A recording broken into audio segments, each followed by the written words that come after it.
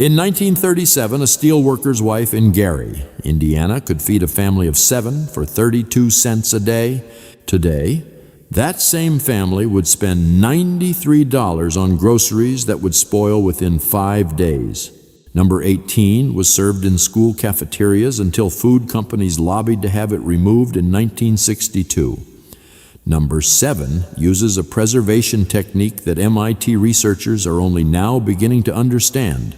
Hit that subscribe button, because what you learn in the next 20 minutes could save you thousands of dollars a year and reconnect you with knowledge the food industry spent billions trying to erase. Let's count down the 25 Depression-era meals that were too smart to survive.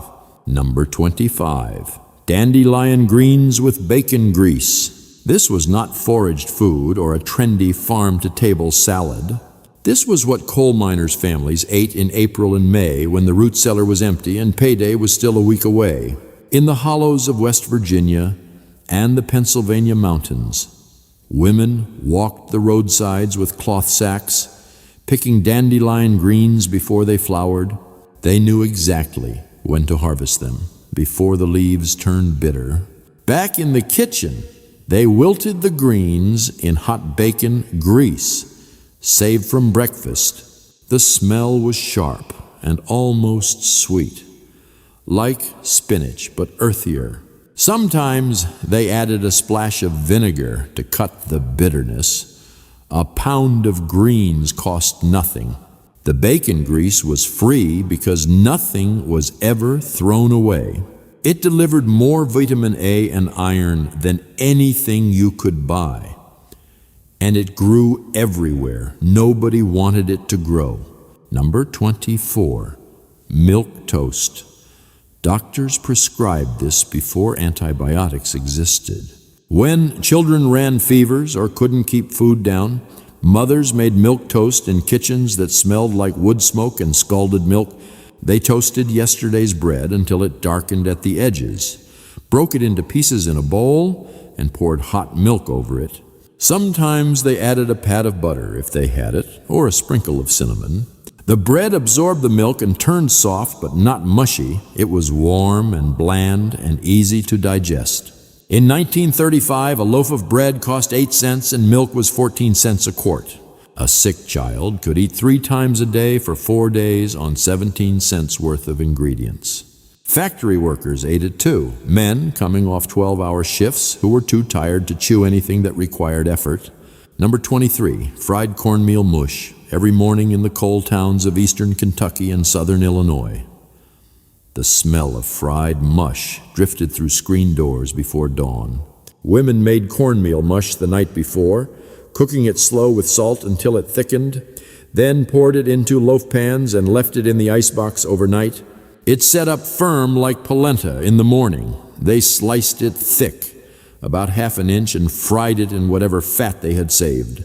Bacon grease if they were lucky. Lard if they were not. The outside turned golden and crispy with lacy edges. The inside stayed creamy. Men ate it with sorghum molasses when they had it, or just with salt and black pepper. A 5-pound bag of cornmeal cost 12 cents in 1938 and could feed a family breakfast for 2 weeks. It stuck to your ribs, which was not a saying but a fact. You felt full until lunch. Number 22, potato soup with ham hock. Polished grandmothers in Chicago's back-of-the-yards neighborhood taught this to Irish and Italian neighbors during the stockyard strikes of 1937. A ham hock cost 9 cents and contained enough flavor to carry 2 gallons of soup. They simmered it for hours with potatoes, onions if they had them, and water. The marrow cooked out of the bone and made the broth silky. The potatoes broke down and thickened everything. When it was done, they fished out the ham hock, picked off whatever meat clung to it, chopped it fine, and stirred it back in. The soup was pale and thick and steaming. It smelled like smoke and onions and something deeper you could not name. One pot fed 8 people for 2 days. The ham hock got used again for the next batch. Nothing wasted. Everything stretched, every penny accounted for. Something shifted in American kitchens between 1955 and 1972. Food companies spent millions convincing mothers that cooking from scratch was old-fashioned and embarrassing. Campbell's ran magazine ads showing elegant women in pearls opening cans while their frumpy neighbors stood sweating over stoves. The message was clear. Modern women used convenience foods. Poor women made soup. Kraft introduced boxed macaroni and cheese and told America it was better than homemade because it was scientifically formulated. The USDA changed nutrition guidelines to favor foods that could be mass-produced, packaged, and shipped across the country. Processed food became a status symbol. Scratch cooking became shameful. An entire generation of knowledge disappeared, not because it stopped working, but because admitting you knew it meant admitting you were poor. Or worse, that your mother had been poor. The skills did not die out. They were actively erased. Number 21. Beans and cornbread. This was the baseline meal across the South from Virginia to Texas. Navy beans or pinto beans, it did not matter. In 1936, beans cost 5 cents a pound. A pound fed 6 people. Women sorted them on the kitchen table, picking out pebbles and bad beans, then soaked them overnight in cold water. The next day, they simmered the beans with a piece of fatback or salt pork, an onion if they had one, and let it cook low and slow for hours. The kitchen filled with steam that fogged the windows. The beans broke down into a thick gravy. They served it over cornbread that was still hot from the oven, crispy on top and dense underneath. The cornbread soaked up the bean liquor. Sharecroppers ate this 5 nights a week. It was not exciting. It was not supposed to be. It kept people alive on almost nothing. Number 20. Head cheese. This sounds worse than it was, which is saying something because it was made from a pig's head. German and Polish immigrants in Pennsylvania and Ohio brought this knowledge to mining towns and steel cities. When families butchered a hog, every part got used. The head went into a huge pot with water, vinegar, onions, and pickling spices. It simmered for 8 hours until the meat fell off the skull. Women picked through the cooled meat, discarding bones and gristle, chopping everything else fine. They mixed it with the cooking liquid and poured it into loaf pans. As it cooled, the natural gelatin from the bones made it set up firm. You could slice it cold and eat it on bread. It tasted like very soft, spiced pork. A pig's head cost 15 cents in 1940. It made 4 pounds of head cheese that lasted 2 weeks. You ate it because you could not afford to throw away 15 cents worth of food. Number 19. Wilted lettuce salad in the farmlands of Indiana and Missouri. This was the first fresh food of spring. Women cut leaf lettuce from the garden before it bolted, washed it in cold well water, and tore it into a bowl. In a cast iron skillet, they fried bacon until it was crisp, pulled it out, and heated the grease until it smoked. They poured the hot grease directly over the lettuce. It sizzled and wilted the leaves instantly. Then they added a splash of vinegar to the hot pan, let it bubble, and poured that over too. Sometimes they crumbled the bacon on top. Sometimes they saved it for tomorrow. The salad was warm and smoky and sharp from the vinegar. The lettuce went limp but not soggy. In May of 1938, lettuce from the garden cost nothing. The bacon grease was already there. The vinegar was 3 cents a bottle and lasted all summer. This was how you ate a salad when you could not afford to waste anything, including heat.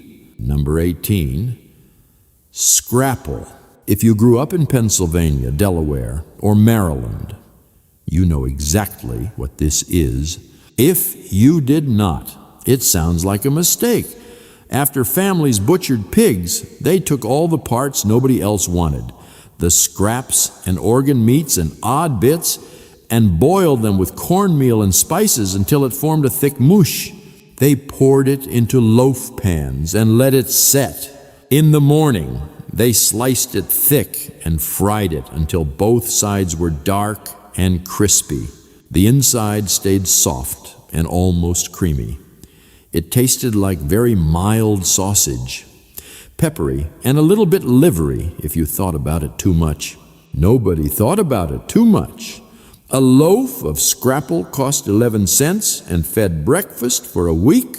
You could buy it at the butcher or make it yourself if you knew how. Pennsylvania Dutch families had been making it since the 1700s. It did not disappear because people stopped liking it.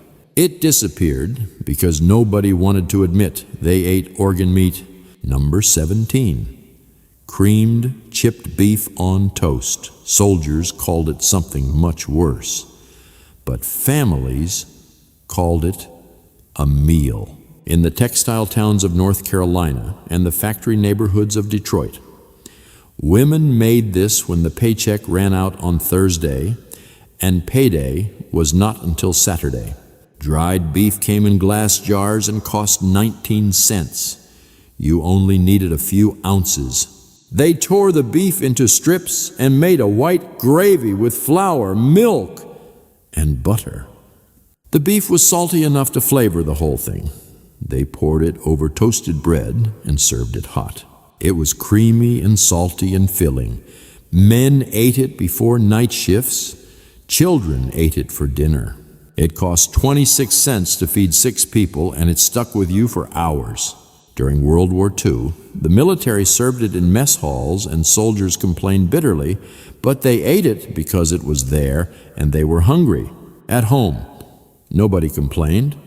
You ate what was in front of you, and you were grateful it was hot. Number 16, fried bologna. This was not a sad sandwich.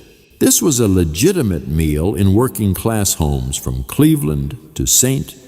Louis. A pound of bologna cost 22 cents in 1941. Women sliced it thick, about a 1/4 inch, and cut a small X in the center so it would not curl up when it hit the hot pan.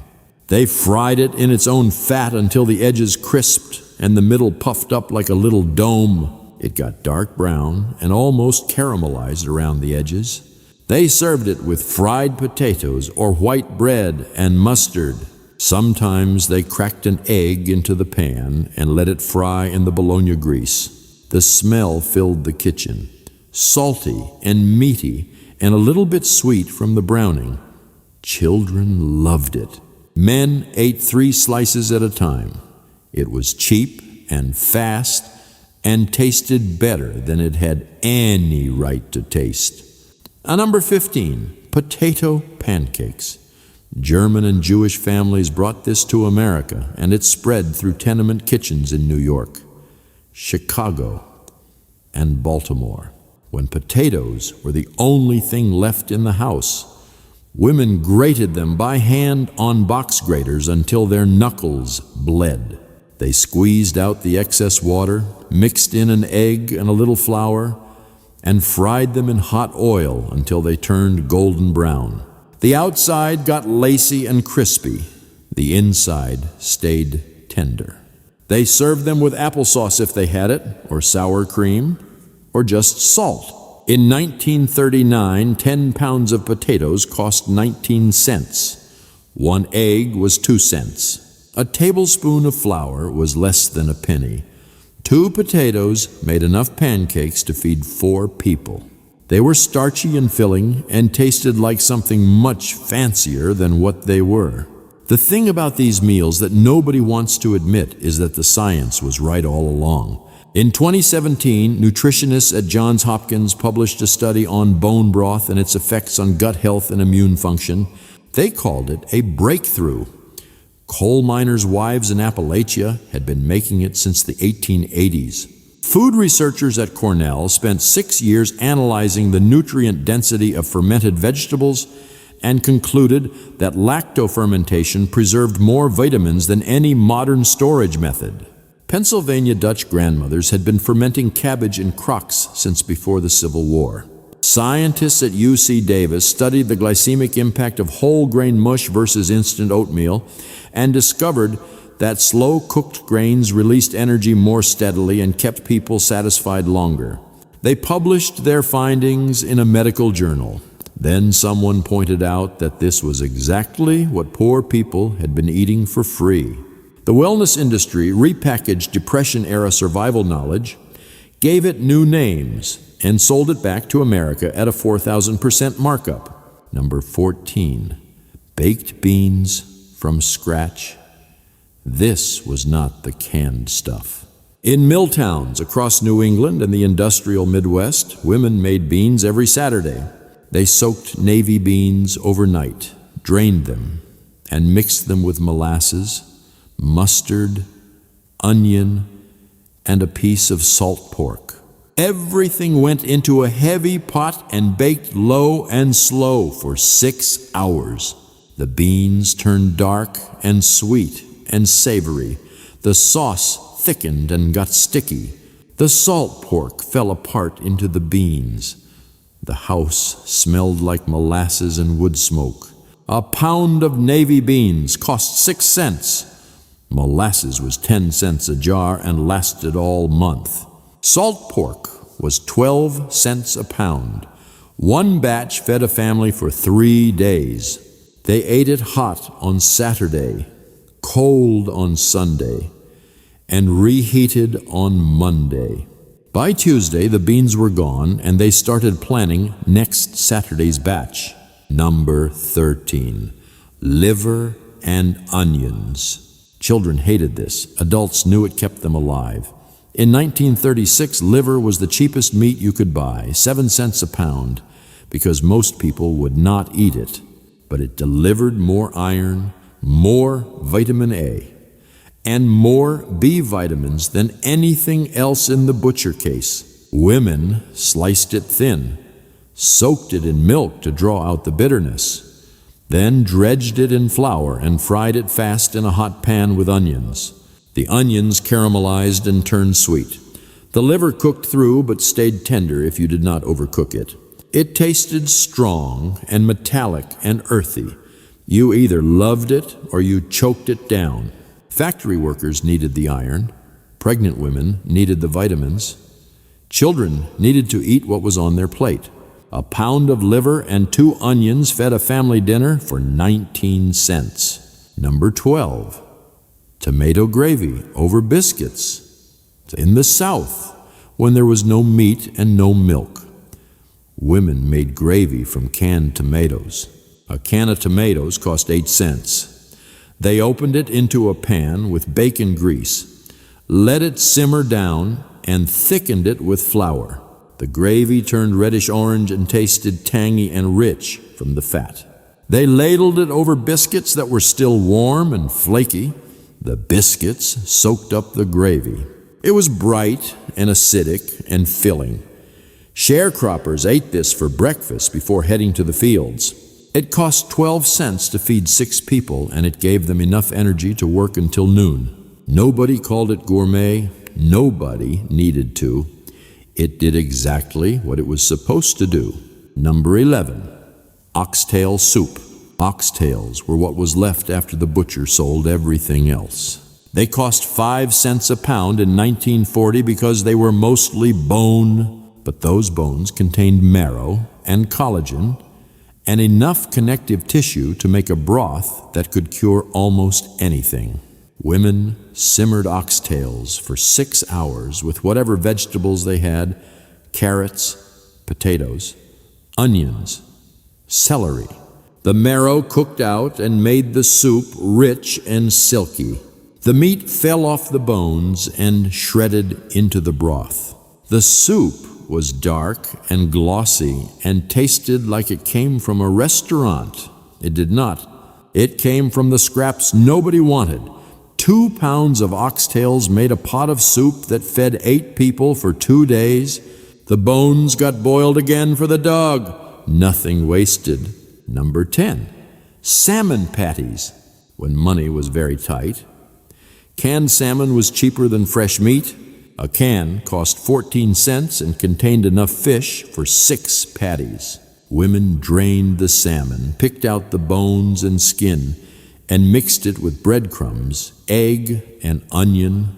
They shaped it into patties and fried them in hot oil until both sides were golden brown. The patties were crispy outside and tender inside. They tasted like the ocean and onions and something vaguely metallic from the can. Families ate them with fried potatoes or white bread, sometimes with ketchup.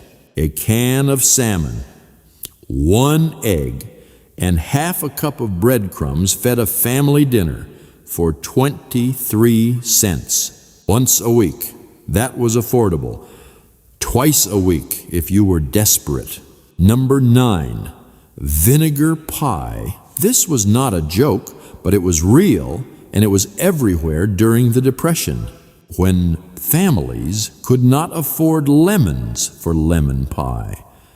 They used vinegar instead. Women made a simple custard with eggs, sugar, butter, and a few tablespoons of vinegar.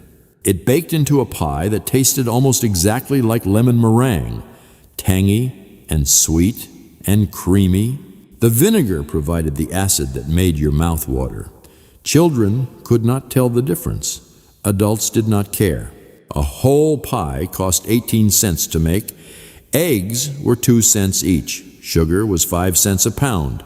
Butter was 23 cents, but you only needed a tablespoon. And vinegar was nearly free. It served 8 people. Dessert during hard times.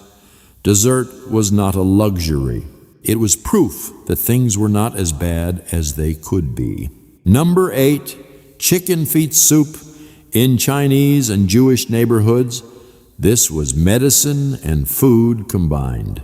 Chicken feet cost 2 cents a pound because Americans thought they were garbage. Immigrant families knew better. The feet contained more collagen than any other part of the chicken.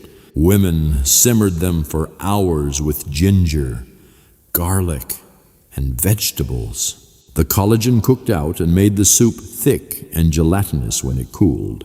Hot, it was rich and almost meaty despite having very little meat. The feet themselves turned soft enough to eat, cartilage and skin and tiny bones. Some people ate them. Most people just used them for the broth. 3 pounds of chicken feet made enough soup to feed a family for 3 days. It cost 6 cents plus whatever vegetables you had. Doctors told sick people to eat it. Grandmothers did not need doctors to tell them. Number 7, sauerkraut. This was not a side dish. This was survival technology. German immigrants brought this knowledge to America, and it spread through farming communities across the Midwest. In the fall, families bought 50-pound sacks of cabbage for 35 cents. Women shredded it by hand, salted it heavily, and packed it into crocks with heavy weights on top. Over the next few weeks, the cabbage fermented and turned sour. The process created vitamin C and beneficial bacteria that prevented scurvy and supported digestion. A crock of sauerkraut lasted all winter in the root cellar. Families ate it with every meal from November through March. It was crunchy and sour and salty. It tasted alive. 50 pounds of cabbage turned into 40 pounds of sauerkraut and kept a family healthy through 6 months of winter. Nobody understood the science. They just knew it worked. Number 6, bread pudding. This was not a fancy dessert. This was what you made when bread went stale and you could not afford to throw it away. Women saved every end piece, every dried out slice, every roll that got hard. When they had enough, they soaked it in milk with sugar, eggs, and whatever spices they had, cinnamon if they were lucky, nutmeg if they were not. It baked into a custard that was sweet and soft and warm. Sometimes they added raisins. Sometimes they made a sauce with butter and sugar. Most of the time they ate it plain. A pan of bread pudding used up bread that would have been thrown away, cost maybe 15 cents in milk and eggs, and fed dessert for 3 days. It tasted like comfort. It felt like someone cared enough not to waste. Ask your oldest relatives what their mothers cooked during hard times, not what they ate at Thanksgiving or Christmas. What they ate on Wednesdays in February when the money ran out and payday was 3 days away. You might have 2 years to ask, maybe less, every month. Another 100,000 people who lived through the Depression die. They take recipes with them that were never written down because everyone assumed someone would remember. But remembering requires asking, and asking requires understanding that what sounds like poverty food might actually be the smartest cooking anyone in your family ever did. The difference between poor food and smart food is just perspective. These meals were smart. The women who made them were brilliant. Number 5, gravy bread. This was the meal below the bottom. When there was truly nothing else, mothers made gravy from flour, water, and whatever fat they had saved. Lard. Usually, they browned the flour in the fat until it smelled nutty, then whisked in water until it thickened. They seasoned it with salt and pepper and poured it over bread. Sometimes the bread was toasted, sometimes it was just stale. The gravy soaked in and made it soft. It had no protein, very little nutrition, and it filled your stomach with something warm. Children ate it before school. Men ate it before walking 5 miles to look for work that did not exist. It cost 4 cents. Flour was cheap. Water was free. Lard was saved from something else. It kept people moving when there was no reason to keep moving except that stopping meant dying. Number 4, pinto beans with cornbread and onions. A West Virginia coal miner's son remembered this 60 years later. He said his mother made pinto beans every single Monday. She soaked them Sunday night, started them Monday morning before dawn, and let them cook all day with a ham hock if they had one, or just salt if they did not. By dinner, the beans had broken down into a thick gravy. She served them with cornbread and sliced raw onion. The onion was sharp and crunchy against the soft beans. The cornbread soaked up the pot liquor. He said they ate this meal every week for 5 years during the Depression. He never got tired of it because being tired of food meant you had enough food to have opinions about it. They did not have that luxury years later. He made it for his own children, and they complained it was boring. He told them that was the point. Boring meant reliable. Boring meant you knew what was coming. Boring meant you would eat tomorrow. Number 3, bone broth. This was the foundation of everything.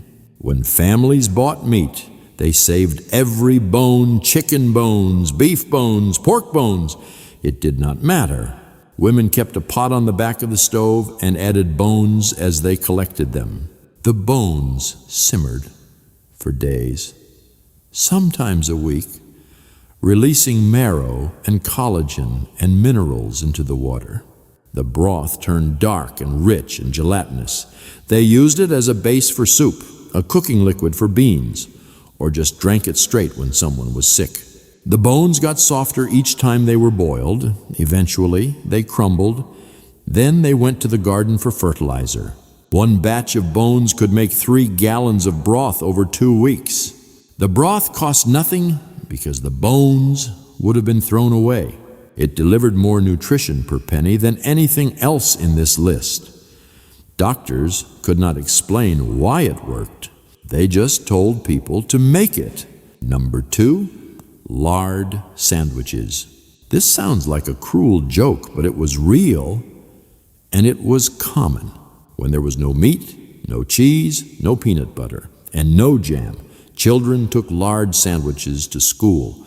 Mothers spread lard on bread and sprinkled it with salt. Sometimes they added a little sugar.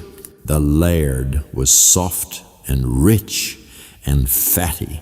It tasted like very mild bacon. It kept children from being hungry until they got home. Teachers knew which children brought lard sandwiches. They did not say anything. Everyone knew what it meant. A pound of lard cost 15 cents and lasted 2 weeks. 2 slices of bread cost a penny. Salt was free. A lard sandwich cost less than 2 cents, and it provided enough calories to get through the school day. Children did not talk about it. They ate it quickly and threw away the wax paper and hoped nobody noticed. Number 1, water gravy. Just flour, lard, salt, and water. It sounds like nothing because it was nothing. But it kept children alive when there was absolutely nothing else. Women browned flour in lard until it darkened and smelled toasted. They whisked in water until it thickened into a gravy. They seasoned it with salt. That was it. They poured it over bread or biscuits or just served it in a bowl with a spoon. It had almost no nutritional value. It had no protein, no vitamins, no minerals worth mentioning. But it was warm, and it filled your stomach, and it made you feel like you had eaten something. It was the baseline, the thing you made when everything failed, and knowing it existed meant nobody starved. You could always make water gravy. You could always survive one more day. These were not poor people's meals. These were smart people's meals during poor times. There is a difference.